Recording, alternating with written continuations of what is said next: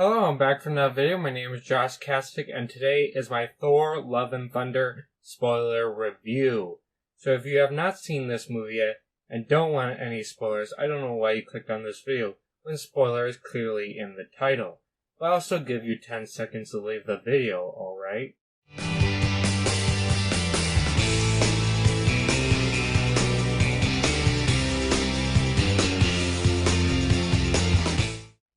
Alright, you have been warned, so without further ado, let's get into the plot.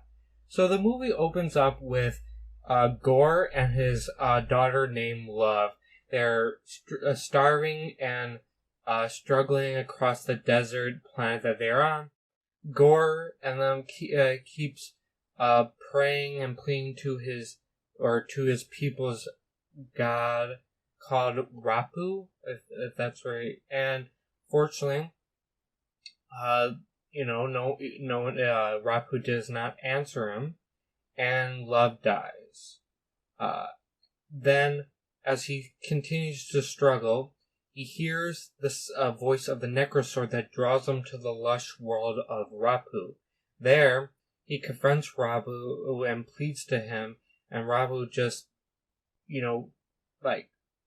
doesn't care and doesn't want to listen to him, and basically, at one point, even tries to strangle Gore. But then, after, Gore says that he's, fake and, kind of just saying things to Rapu that Rapu would not take anymore, so he tries to strangle him. But then the Necrosword comes to Gore, and Gore kills Rapu. Then he vows to kill all the other gods. So that's kind of how that's how it goes. And then he goes off and kills other gods. But then we get to see Thor. He is kind of retirement, hanging out with the Guardians of the Galaxy. He's got his he doesn't look fat anymore. We see a montage of him training while Gore talks about him doing that and all that stuff. So he's back to looking the way he's supposed to, even before Ragnarok, because he has his long hair again. Or technically he has long hair in Endgame, but so, he looks like the Thor we know, and not the other, not fat Thor or short hair Thor, or whatever you want to call it. So that's kind of how it is. But then he gets a distress signal from Sif, kind of destroying his... why did I say destroy? Interrupting his retirement, talking about Gore and how Gore is killing gods or whatever. So Thor and Guardians of the Galaxy leaves Thor and Gorg, and Gorg they go to find Sif. They find an injured Sif still alive. And right before they find her, they kind of, they landed right on this kind of cliffside looking over this big snow, creature that's dead, that supposedly is a god, is taken straight from the comic books, which I thought was pretty interesting how they did that. The only difference is obviously Gorg wasn't in that artwork for the comic book, and Thor is kind of a different stance, obviously, but it's mostly pretty much shot for shot from the comic book, so it's still pretty good. Then Sif tells them that about Gore, and Gore's next. Did I say Korg or Gorg? I meant Korg. That's the name of the reactor, not Gorg. I don't know why I said that. It's Korg. Okay, but back to that. So it tells them about Gore, and that Gore is going to be is going to attack New Asgard, and then we cut to on Earth to Jane Foster, who's dying of cancer, stage 4, and none of the doctors and none of what she's been doing on her own science and stuff is saving her. And so she decides to find Mjolnir. She read a book. She found a book talking about how Mjolnir, and thinks that's going to save her. So she goes to New Asgard and she actually reforms the Mjolnir caused to her, and it reforms. It still has the cracks and stuff, but reforms and comes to her, and that's when it cuts off. Then it comes out at night. Then we see night, where Gorg starts attacking with his shadow creatures that he could create with the Necro Sword, and then Thor shows up, and there he sees he sees Jane Foster as Mighty Thor using his Mjolnir put together. And what's also cool is that she can actually launch the pieces of Mjolnir to hit multiple targets and reform it, which is pretty cool. I thought that was really cool that they did that for the film. Obviously, that's not done in the comics, but I thought that was cool.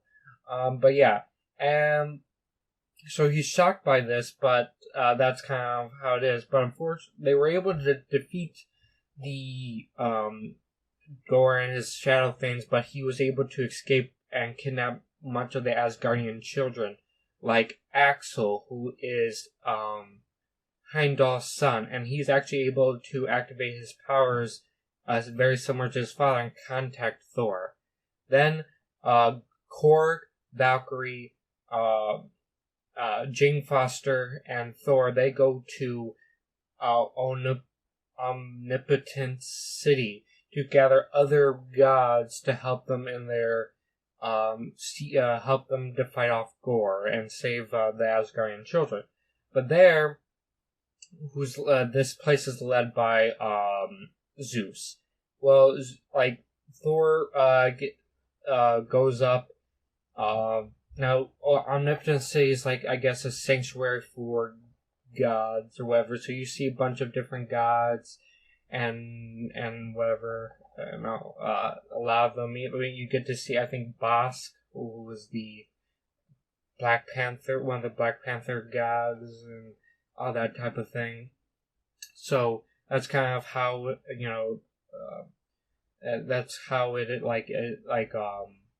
it's going on here. So.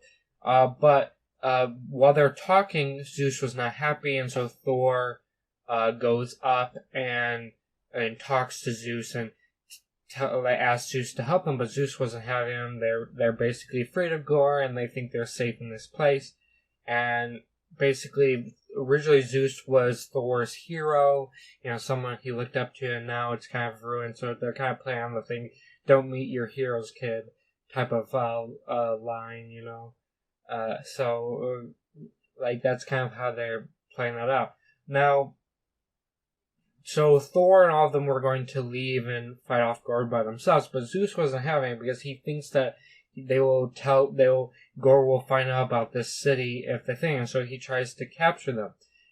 In the process, he destroys Korg, and then Thor takes Zeus's lightning bolt, which normally you would think he would just control the lightning from his hand, but he actually has like a lightning bolt weapon that he launches, and it becomes lightning and stuff. Which is funny because Zeus would be classified as the god of basically we have Thor, god of thunder, but he uses lightning, and thunder isn't lightning. Thunder is sound. So if Thor was really the god of thunder, he wouldn't have lightning powers. He would have sound powers. But that's besides the point. But yeah, he takes the Zeus's weapon and actually launches at Zeus, and it goes right through his chest, and then he falls off his little high platform or whatever, assuming that he's dead. But and that's for later on, as there's another. He's not actually dead, but I'll get to that point later. Then Valkyrie steals the weapon, and they all go to the Shadow Realm, which is where the children are and Gorr is. And they go there, and they found out that this place is just a trap for Gorr to steal Stormbreaker, because they will use it to get to the realm of eternity to make a wish, and that wish would destroy all of the gods or whatever. And he's able to not only get the Stormbreaker, but he also injures Valkyrie pretty bad.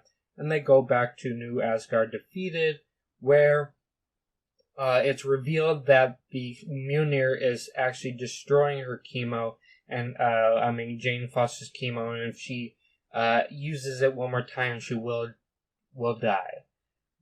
So Thor asks her to just stay there. Valkyrie's injured, so she couldn't go into battle, and so Valkyrie gives him the Zeus's lightning bolt, and then he goes off to find Gore. There, in the sanctuary of eternity, we see all the children, and Thor basically gives them his power through the thunderbolt, so they could attack Gore's shadow beast while he fights Gore. Now this is very cheesy. Like, you kidding me? You're having children go into battle? Come on, this is cheesy. I think, and whatever. And then he fights Gore. Gore is beating him and is about to kill him, but James senses this and goes into battle with Mjolnir, helps Thor, and they destroy the Necro Sword. But as this happens, the Light of Eternity is already open with the Stormbreaker, and they both get engulfed by it. Now, Gorg is basically relieved from his curse, but he's still going to die after the Necro Sword gets destroyed. But he under his not the curse gets destroyed, his influence by the Necro Sword is gone. He's still affected by the curse that's going to kill him. But because that's what will happen when you get the Necro Sword. It was slowly killing him that's when he first got it. So that's kind of how it's going. But Thor convinces Gore, instead of killing all the gods, to bring back his daughter Love, and so then he goes to be with Jane as his last moments with Jane as she's dying. She's coming and basically thinking that he might die too because he doesn't know what Gore's going to wish for. And then Gore does wish his daughter back, and then Jane Foster dies. Gore tells Thor to take care of his daughter, and then he dies, and then Thor adopts her, and then they go back home, all the children too and everything, and that's kind of how it is. And it's also kind of revealed that because Love is brought back by eternity, now she has the powers of a god, and now they're being dubbed Love and Thunder because they have to make that cheesy line for the movie title. So I think Love and Thunder also it's a double meaning. It just doesn't exactly have to do with Thor and Love, the girl, but it also has to do with Jane Foster and Thor rekindling their relationship as she reveals to him. I forgot to mention one more. When they were going to the Shadow Realm or wherever the Shadow World, I forgot what they called it for a second, they kind of rekindled their love for each other and why they kind of broke up and everything. But then she reveals that she's dying of cancer to Thor, and so they can't really be back together. And then as the movie goes on, we really get to see their connection, all that, and their love for each other. So that is a key point of the film that I don't know why I forgot to mention that, but that's the kind of the double meaning of Love and Thunder. Is kind of their relationship as well has to do with specifically the daughter and Thor. So that's the key moment. Now we go into the mid-credit scene where we see Zeus still alive. He's being treated by his Zeus sets, as they're called, his woman servants or whatever, and he tells Hercules that to kill Thor and all of them, to attack them, and that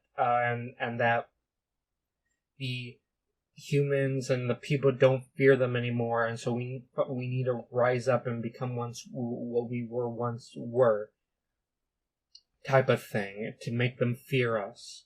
So that's kind of how it's going on there. And then a post-credit scene is Jane Foster reaching Valhalla, where she's greeted by Heimdall. And this whole setup, I think, is to show, not only because they're trying to set up different afterlives from different religions and all that type of stuff, and that they all exist, which I do have a problem with, but whatever, that's besides the point. And they're trying to establish that, I think, throughout this Phase 4 so far, but as well as to show as whoever dies will never stay dead. They can come back. And I think that's the main point of this. And they're really trying to dive into the comic books, because no one ever stays dead in the Marvel comics unless you're Ben, unless you're Uncle Ben. So, or I think another character, but yeah, that's kind of how it ends. Well, guys, that's pretty much like all of the movie. Now, trying to get into my thoughts.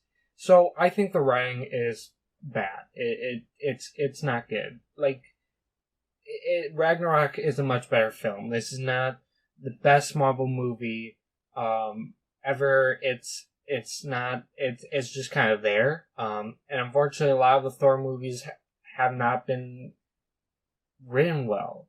Ragnarok, I think, was really well done, but just because the jokes land, if you actually dive into it, there are little problems in the writing in that movie, but overall, I enjoyed Ragnarok over this movie. It's just how it happened.